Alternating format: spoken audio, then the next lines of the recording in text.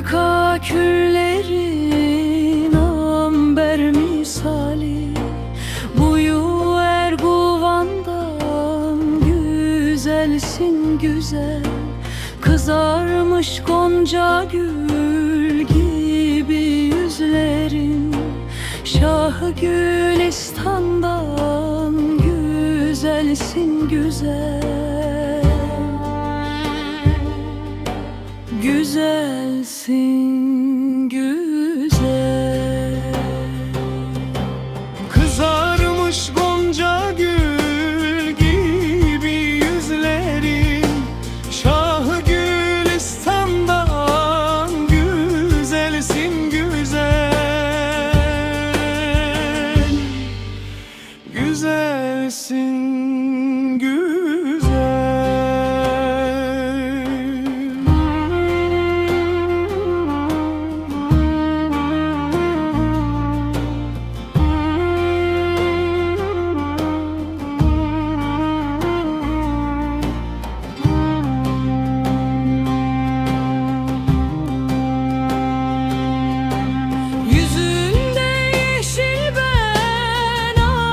Şikar olmuş, çekilmiş kaşların zülfikar olmuş. Gözlerin aleme hükümdar olmuş. Muhri Süleyman'dan güzelsin güzel. Güzelsin güzel. Gözlerin aleme hükümdar olmuş, Muhri Süleyman'dan güzelsin güzel. Güzelsin güzel, güzel.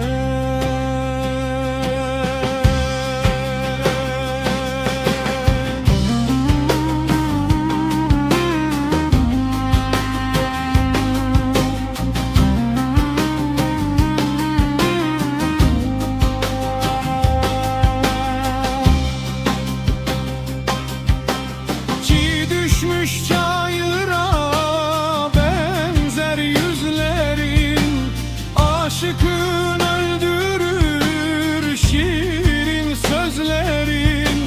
Mısır'ın hazinesi göğer gözlerin, Zühre-i Rahşan'dan güzelsin güzel.